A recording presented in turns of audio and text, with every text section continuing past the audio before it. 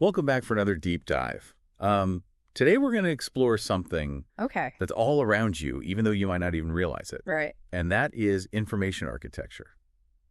That's a good one. It sounds kind of techy, Yeah. but it's really how websites, apps, even libraries of data are organized. Right.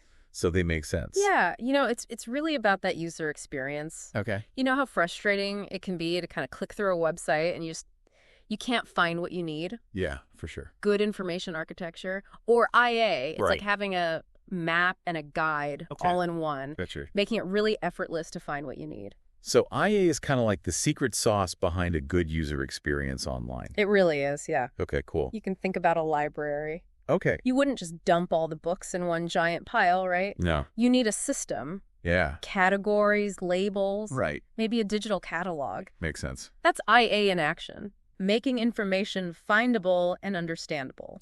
So what are some of the key principles behind this invisible hand that's guiding our online experiences? Well, first and foremost, Okay. clarity. Everything needs to be labeled, Right. organized in a way that makes sense. Right. Intuitively. Intuitively, yeah. Yeah. If I'm looking for information Okay, about yeah. ancient Roman history, Yeah.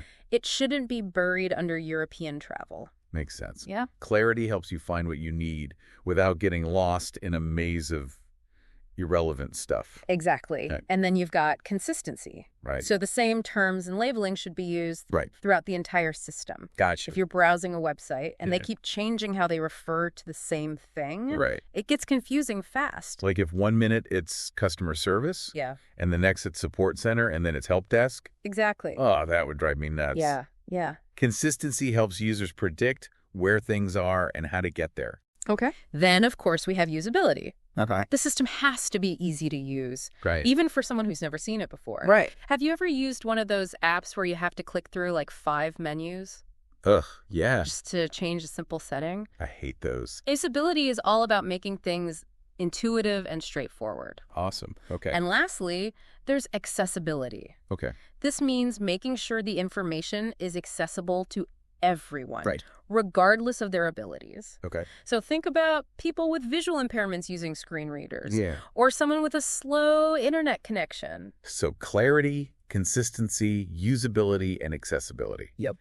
It's like a checklist for good IA. Precisely. I like it. These principles all work together to create that positive user experience. Now, you mentioned that IA is about more than just websites. Yeah. How does it play into organizing complex information systems Sure. within companies or even entire fields of knowledge? That's where it gets really interesting. When we're talking about vast amounts of data, Right. we need sophisticated ways to organize it Yeah. so we can actually make sense of it. Right. That's where informatics schemes come in. Informatics schemes. Yeah, Those sound intense. they can be, Okay. but they're also incredibly powerful. Okay. Think of them as tools for classifying and connecting information. Okay. On one end of the spectrum, you have something like a controlled vocabulary, Okay. which is basically a list of preferred terms Right. that everyone agrees to use. So instead of having 10 different ways to say the same thing, Yeah, everyone uses the same terminology. exactly. Okay. It keeps things consistent Gotcha. and helps with searching.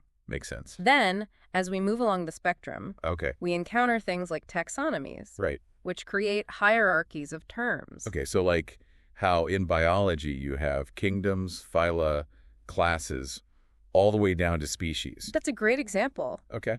Taxonomies help us understand how concepts are related. In a broader context, Gotcha. then there are thesauri, Right. which add associative relationships like Okay. synonyms and antonyms. So it's not just about a strict hierarchy anymore, but also about understanding the web of connections between ideas.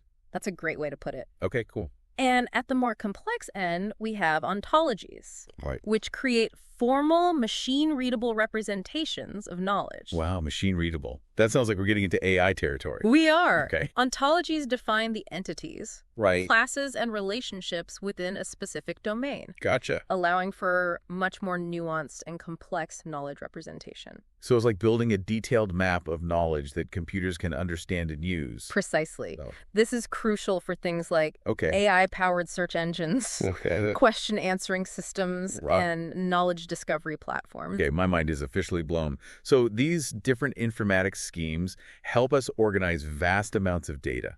But how does that translate into the way information is structured and accessed, on a more visual level? That's where we get into IA topologies, Okay. which are the different ways information can be organized and linked together. So, like different blueprints for structuring information. Exactly. Okay.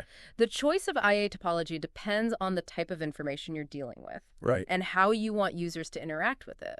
Can you give us an example of different IA topologies? Sure. A simple one is a hierarchy, Okay. like the file system on your computer Right. with folders and subfolders. Okay. Another is a network Okay. where information is linked together Okay. in a more web-like structure. So with a hierarchy, you have a clear top-down structure, Yep.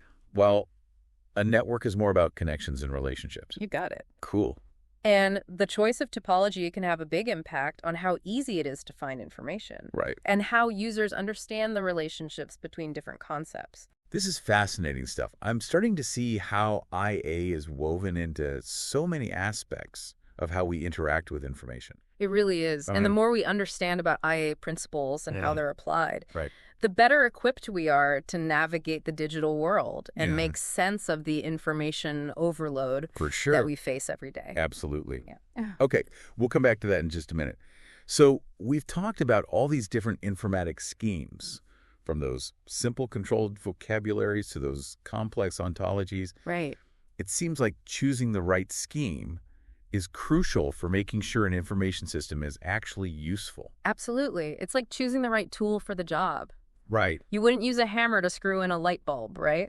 Definitely not. Yeah. So how do you know which scheme is best for a particular situation?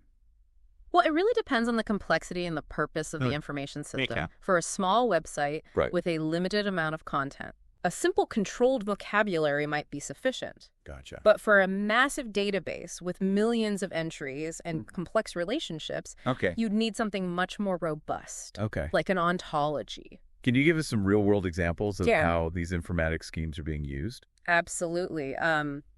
In the medical field, ontologies are being used to create vast knowledge bases Wow. of medical information. Right. This allows researchers to analyze that complex data, Right. identify patterns, Awesome. and potentially discover new drug targets. Wow, that's incredible. So these ontologies are helping to power medical breakthroughs. Exactly. That's awesome. And in the e-commerce world, Yeah. taxonomies are used to organize product catalogs, Right. making it easier for customers to find what they're looking for. Right.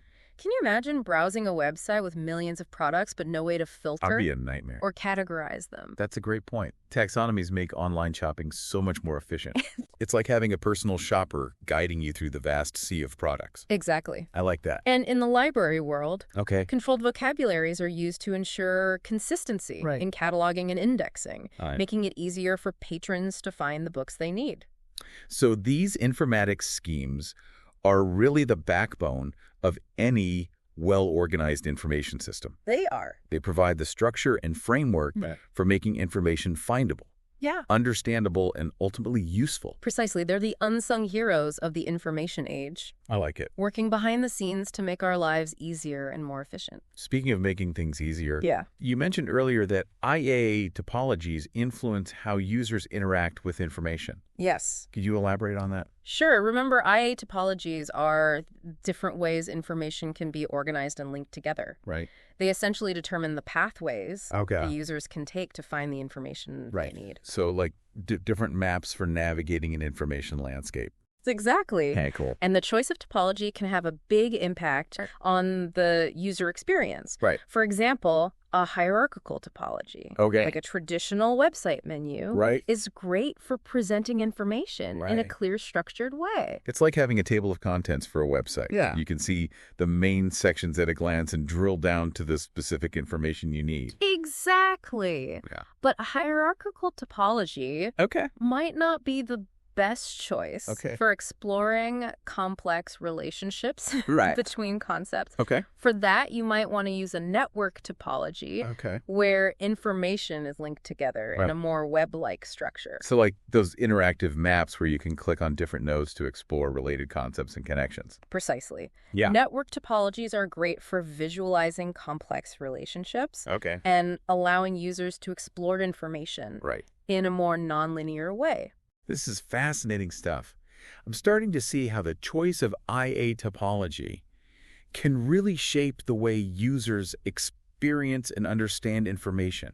It really does. It's wild. And as we move towards more sophisticated information systems, it's becoming increasingly important to choose the right topology to support the intended use case. Now, speaking of sophisticated information systems, let's talk about this. From searching to knowing spectrum you mentioned earlier. Okay. It sounds like it has something to do with the evolution. It does. Yeah. Of how we interact with information. It illustrates how information architecture can support increasingly advanced knowledge processing. It starts with basic searching and moves towards more intelligent systems that can actually reason about information. So it's like a journey from simply finding information to actually understanding and applying it. That's a great way to put it. The most basic level. We have keyword searching, which is what most people are familiar with. You enter a term. And the system retrieves a list of documents containing that term. But keyword searching can be pretty limited, right? It can. You often get a lot of irrelevant results. You do. It doesn't really understand the meaning behind the words you're using. It's just looking for matches. So how do we move beyond keyword searching to more intelligent systems? Well, as we move up the spectrum, we start to see systems that can employ more sophisticated techniques, like natural language processing and concept mapping, to understand the intent behind your search. So instead of just matching words, these systems can actually understand what you're looking for. Exactly. They can take into account synonyms, related concepts, and even the context of your search to deliver more relevant results. That's amazing. It's like having a research assistant that can anticipate your needs and help you find exactly what you're looking for. Precisely. I like it. And as we move even further along the spectrum, we encounter systems that can reason about information, make inferences, and even generate new knowledge based on the data they have access to. So we're talking about systems that can actually think for themselves. In a way, yes. These systems can use logical theories and algorithms to analyze data, identify patterns, and draw conclusions that might not be immediately obvious to humans. Wow. It sounds like we're on the verge of a whole new era of information processing. We are. That's exciting. And information architecture is playing a crucial role in this evolution. The way we organize, label, and link information directly impacts the level of knowledge representation and reasoning capabilities a system can achieve. So it's not just about making information findable anymore. Nope. It's about creating systems that can actually help us understand and solve complex problems. Exactly. That's really cool. And this has profound implications for everything. From scientific research and medical diagnosis to business intelligence and decision-making. This is all incredibly fascinating. It's amazing to think how far we've come from simple keyword searching to these incredibly intelligent systems that can help us unlock the full potential of knowledge. It really is. It's pretty wild. And we're only just scratching the surface of what's possible as information architecture continues to evolve. We can expect to see even more sophisticated and powerful information systems that will transform the way we live. That's pretty exciting. Work and interact with the world around us. I can't wait. This, from searching to knowing spectrum, is blowing my mind. We've gone from organizing books in a library to talking about AI systems that can practically think for themselves. It feels like science fiction. It does, doesn't it? But it's becoming more and more our reality. And what's fascinating is how this evolution of information systems mirrors the way our own brains develop. Oh, that's an interesting parallel. How so? Well, think about a young child. They learn by exploring, observing, asking why all the time. That's like basic keyword searching, just trying to gather information, make connections. So they're like little information gathering machines, constantly searching for patterns and explanations. Exactly. Then as we grow, your brains develop more sophisticated cognitive skills. We can categorize, understand complex relationships, draw inferences. That's like moving up the IA spectrum toward taxonomies, the SORI, even ontologies. So we're building our own internal information architectures. Yeah. As we learn and grow? As we learn and grow. That makes sense. It does. And just like a well-designed IA makes information accessible and understandable. Right. A well-developed cognitive framework allows us to make sense of the world in more nuanced and insightful ways. That's a great analogy. But it also makes me wonder if our own thinking can be flawed. Sure. Can a poorly designed IA lead to flawed understanding? Absolutely. Like garbage in, garbage out kind of thing. That's a very important point. A biased or confusing IA can absolutely lead to misinterpretations. Right. Just like our own cognitive biases can. Right. That's why it's so crucial to be critical consumers of information and question the assumptions behind how information is organized. So how can we become more aware of IA and its influence on our thinking? Wow. And it feels like something that's usually hidden in the background. Awareness is the first step. Okay. Just knowing that information doesn't magically organize itself helps you start noticing the choices made about how it's presented to you. Pay attention to the websites you visit, the apps you use.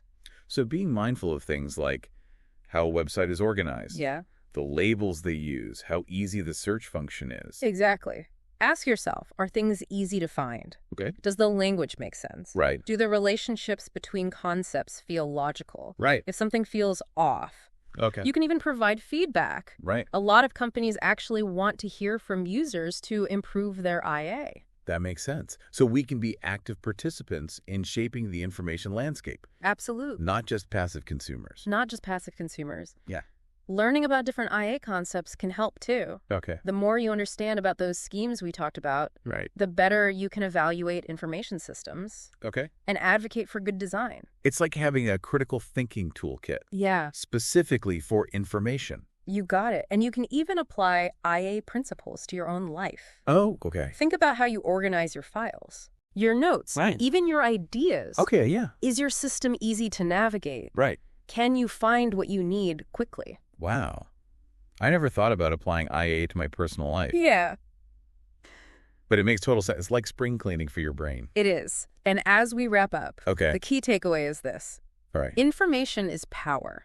Okay. But only when we can access it. Right. Understand it. And use it wisely. Okay. That's what information architecture helps us do. This has been an eye-opening deep dive. I feel like I have a whole new way of looking at the information around me. Thank you so much for sharing your expertise. My pleasure. And to all our listeners out there, remember, stay curious, keep exploring, and never stop questioning the way information is presented to you. We'll be back soon with another deep dive into a new and exciting topic. Until then, happy exploring.